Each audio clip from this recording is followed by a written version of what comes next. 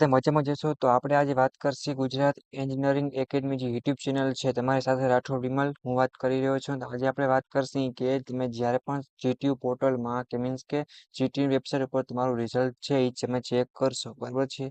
ત્યારે તમને એવું થતું કે પહેલાં ગમે ત્યારે ગમે એનો તમારી પાસે એનોમેટ નંબર હોય તો તમારે શું થતું કે સીધું તમે સર્ચ કરી કેપ્ચા નાખી અને ઓપન કરી શકતા હતા. હવે એવું નહીં થાય. હવે જીટીનો નવો રૂલ્સ છે, નવો નિયમ પ્રમાણે મિત્રો પાસવર્ડ છે એ તમારે અહીંયા આપવો પડશે. મીન્સ કે અહીંયા દાખલ કરવો પડશે, નાખવો પડશે ત્યારે તમારું રિઝલ્ટ છે એ મીન્સ કે તમે જોઈ શકશો. આ તમારો કોઈ ફ્રેન્ડ છે તમને પાસવર્ડ શેર કરે છે મીન્સ કે તમારા પીસીમાં લેપટોપમાં બરાબર જો તમે જોઈ શકશો પણ પાસવર્ડ હોવો જરૂરી છે. હવે પહેલાં એવું થતું અમુક વેબસાઇટ છે એમાં ઓપન થઈ જતું ખાલી પાસવર્ડ હોય કેપ્ચા નાખી દો તો સીધું સીધું કોઈ પણ વિદ્યાર્થી મિત્રનું છે એ રિઝલ્ટ છે તમે જોઈ શકતા હતા. પણ હવે એવું બનશે નહીં બરાબર છે. તો સૌથી પહેલાં તો રિઝલ્ટ છે તમે ટીક કરતા હશો મિત્રો. જે કે માનો કે આપણે 5મું સેમ રેગ્યુલર રિઝલ્ટ આવ્યું અહીંયા પોતાનો એનોમેટ નંબર છે એ દાખલ કરશે પછી અહીંયા પોતાના સીટ નંબર છે. હવે તો એવું થતું હોય છે એનોમેટ નંબર છે સીટ નંબર જો અલગથી હોય તો તમારો ફોટો છે ઓલ ટિકિટમાં એની ઉપર આપેલ હશે. એનોમેટ નંબર હશે એ જ તમારા સીટ નંબર હશે એ તમારે નાખી અને પછી તમારા સ્ટુડન્ટ પોર્ટલનો પાસવર્ડ છે એ અહીંયા નાખવો પડશે એટલે કે દાખલ કરવો પડશે. પછી તમારે કેપ્ચા બાજુમાં આપ્યા છે એ કોડ નાખી પછી તમે સર્ચ કરશો ત્યારે તમને તમારું રિઝલ્ટ છે એ જોવા મળશે. એટલે કે ગુજરાત ટેકનોલોજી યુનિવર્સિટીનો આ એક છે નવો નિયમ છે બધા વિદ્યાર્થી મિત્રોને ખબર હોવી જોઈએ.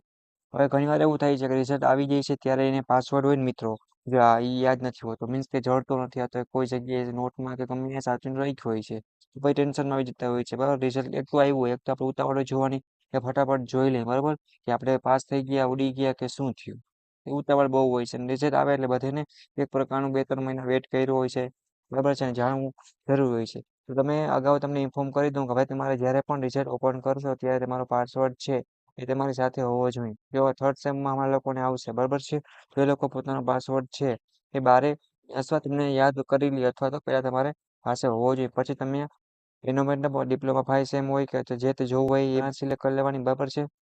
પછી તમારે શું કરવાનું એનોમેટ નંબર નાખવાના અને પાસવર્ડ નાખીને કેપ્ચા કોડ નાખશો એટલે સીધું સર્ચ કરશો એટલે તમારું રિઝલ્ટ છે એ ઓપન થઈ જશે.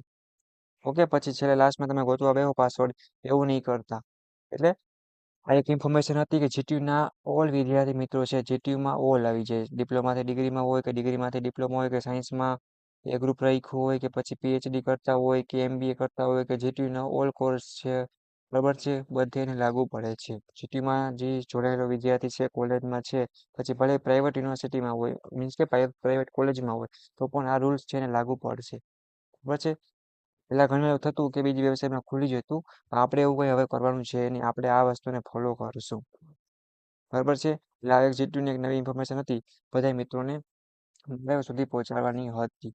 હવે જો જીટીયુની નવી નવી ઇન્ફોર્મેશન છે અમે તમારા સુધી પહોંચાડતા રહેશી.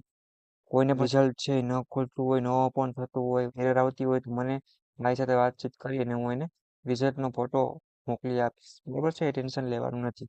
રીચેક કઈ રીતે કરવું રીએસેસમેન્ટ કઈ રીતે કરવું પછી એપ્લાયમાં નાખવું કે બધું શું પ્રોસેસ છે એ હું તમને પર્સનલી સમજાવી દઈશ અને વિડીયો પણ બનાવેલા છે બરાબર છે. તો રિઝલ્ટ બાબતે કે સ્ટુડન્ટ પોર્ટલને કે જીટીયુ બાબતે કાંઈ પણ ડાઉટ કરી હોય તો મને એકવાર પેલા મેસેજ અથવા પર્સનલી વાતચીત પણ કરી શકે છે કે ફેલ થયો બેકલોગ આવ્યો તો રીચેક આપવું રીએસેસમેન્ટ આપવું કે શું કરવું બરાબર છે.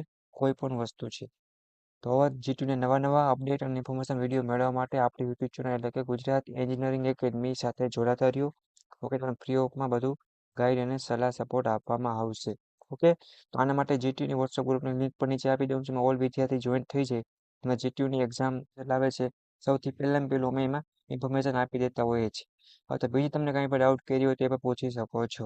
કોઈ પણ આના આઈએમપી પ્રશ્ન છે જીટીયુના એ પણ તમને મળી જતા હોય છે બરાબર છે. તો તમને કાંઈ પણ ડાઉટ કરી આવે તો મને પર્સનલી પૂછી શકો છો અને બીજા જે અમુક ડાઉટ કરી માટે ઇન્સ્ટાગ્રામમાં અથવા ટેલિગ્રામમાં પણ પૂછી શકો છો. ઓકે તો જે લોકોને સારા એસપી એવા છે એ લોકો પોતાના એસપી મને કોમેન્ટ કરે બરાબર છે. જે લોકો નથી એવા એ લોકો ટેન્શન લેશે નહીં. આપણે નેક્સ્ટ ટાઈમ મહેનત કરીને સારા માર્ક્સ લઈ લઈશું. ઓકે મિત્રો તો ભાઈ ટેક કેર ટેન્શન નહીં લેવાનું. ઓકે નવા વિડીયો સાથે ફરી મુલાકાત લેશું અને આ વિડીયો બધા દોસ્તોને શેર કરી દો જેથી રિઝલ્ટ જોવા ટાઈમે તમને કન્ફ્યુઝન ઊભું ન થાય. ઓકે તો કોઈને ઉપર ન થાય ન ખુલે તો હું ચેક કરી આપીશ. ઓકે મિત્રો ટેક કેર બાય બાય.